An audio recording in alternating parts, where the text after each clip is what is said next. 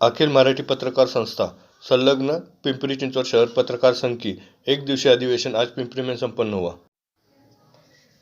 पत्रकार संघ के पहले अधिवेशन का उद्घाटन, साथ ही पिंपरी चिंचवड शहर के प्रेस फोटोग्राफ इनके फोटो का प्रदर्शन दिल्ली से आए वरिष्ठ पत्रकार अशोक वानखेड़े के हाथों संपन्न हुआ। इस समय मजदूर संघ के नेता यशवंत भोसले मौजूद थे। साथ ही मावळ मतदार संघ के सांसद श्रीरंग बारने, राष्ट्रवादी के वरिष्ठ नेता दिलीप वळसे पाटील और शिवसेना के राहुल कलाटे मौजूद रहे। साथ ही पुणे और पिंपरी चिंचवड शहर के संवाददाता बड़ी संख्या में मौजूद थे।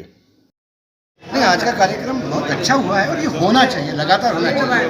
पत्रकारों का आपस में इंटरेक्शन होना चाहिए।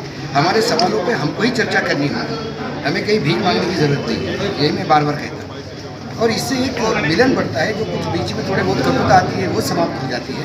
और हम सब प्रोफेशनल हैं, पत्रकारिता हमारा प्रोफेशन है और उससे हमें ईमानदारी से काम करना होगा। नए जो पत्रकार हैं उनको इतना ज़रूर बताना होगा कि जो पत्रकारिता का ग्लैमर दिखता है, इस ग्लैमर के पीछे पसीना बहुत बहाना पड़ता है। क्योंकि आजकल नए लोगों को लगता है कि तुरंत कोर्स कर लो और एंकर कहीं हो जाओ, लेकिन एंकर होने के लिए उसको कम से कम 20 साल पत्रकारिता फील्ड में करनी पड़ती है, तब जाके वो एंकर होता है। नहीं तो फिर एंकर को यही नहीं पता पड़ता है कि कौन सा महाजन, सुमित्रा महाजन की प्रमोद महाजन, और सुमित्रा महाजन महिला है कि पुरुष है ये भी नहीं बताते कई लोगों को। ऐसे भी हादसे होते हैं। तो पत्रकारिता में हादसे डालने के लिए नए लोगों को बहुत मेहनत करनी पड़ेगी। और पत्रकारिता की मेहनत डिग्री लेने से नहीं होती। जब तक ये सोने जैसा है, जब तक ज़्यादा तपेगा नहीं तब तक निखरेगा नहीं। महामंडलों में मैं विश्वास नहीं रखता। जो महामंडल है वर्तमान में, उनने क्या रिजल्ट दिया जो ये महामंडल रिजल्ट देगा। और सरकार के पास तो मांगना चाहिए नहीं, हम देने के लिए बैठे हैं। पत्रकारिता समाज को देता है, लेता नहीं। अभूतपूर्व अधिवेशन पहला ही पिंपरी चिंचवड सिटी में पत्रकार संगठन का हुआ है।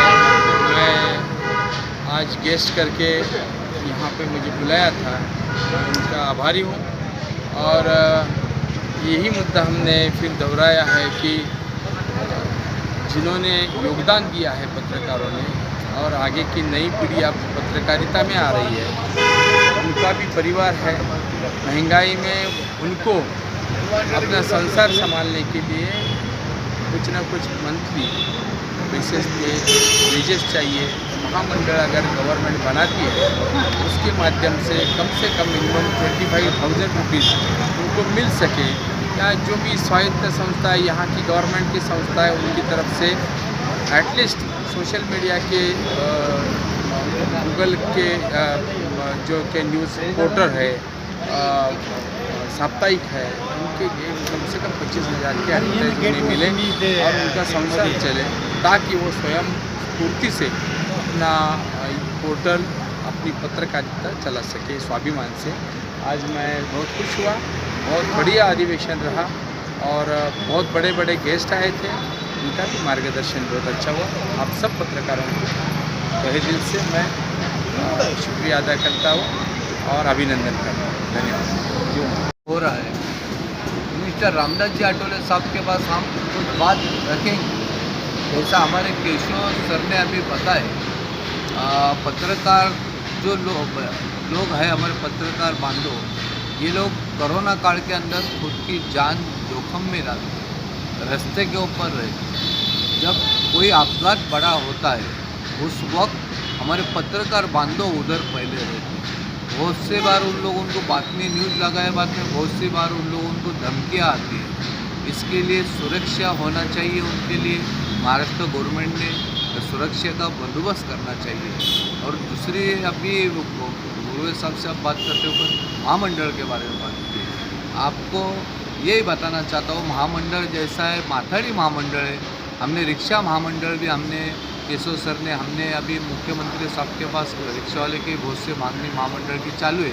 वैसी तरह आपका भी महामंडल होना चाहिए। आपके बाल बच्चे को, पत्रकार के बाल बच्चे को सुरक्षा मिलना चाहिए। जब पत्रकार बाहर अपने जान जोखिम में डाल के जब जाता है, ये सरकार ने पत्रकार के ऊपर पूरा ही ध्यान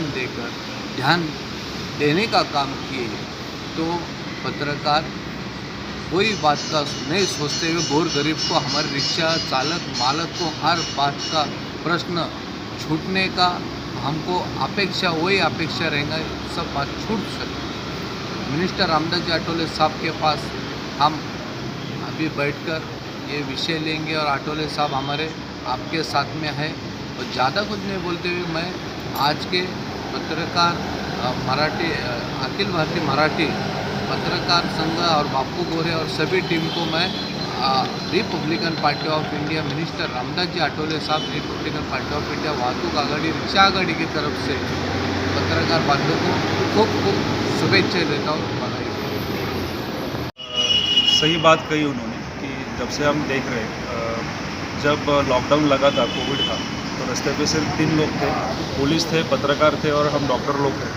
हमने जो देखा लॉकडाउन में कि हमको तो काफ़ी इंश्योरेंस था, सिक्योरिटीज़ थी, लेकिन जो आपके जो बांधव थे, पत्रकार बांधव थे, वो किसी भी हेल्प के बिना, सहायता के बिना उनका काम काफ़ी अच्छे से कर रहे थे। तो हमको भी लगता है कि सोशल सिक्योरिटी होना चाहिए, जो आपके फील्ड में लोग काम कर रहे हैं उनके लिए भी, पत्रकारों के लिए भी। अभी ये जो रिक्शा चालक है हमारा सोमनाथ मस्की करके, हमारे संगठन का मेंबर है, इन्होंने कोविड के टाइम में खुद के जान पे खेल के बहुत लोगों को हेल्प की।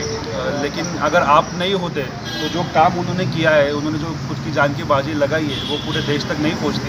इसलिए हम ऐसा सोचते हैं कि आपके लिए भी काफ़ी सोशल स्कीम्स हमारा जो स्टेट गवर्नमेंट हो या सेंट्रल गवर्नमेंट हो, उन्होंने इम्प्लीमेंट करना चाहिए। और काफ़ी आपको हमारे ओर से विशेष है कि आपका काम ऐसे ही आगे बढ़ता रहे। Best of luck. आज का प्रोग्राम जो पिंपरी चिंचवड पत्रकार शहर संघ ने लिया है, ये प्रोग्राम निश्चित रूप से पत्रकारों को एक आईना दिखाने का काम करेगा। जिस तरीके से वानखेड़े जी ने और दोषी जी का मैं सुन रहा था, तो निश्चित ऐसे प्रोग्राम होने चाहिए जिससे समाज में प्रबोधन हो, तो लोगों में एक जन जागृति आ जाए कि हम पत्रकारिता कर रहे हैं तो कैसे करनी चाहिए। और मैं इस इतने बढ़िया प्रोग्राम के लिए मैं पिंपरी चिंचवड शहर पत्रकार संघ को शुभकामनाएं देता हूँ।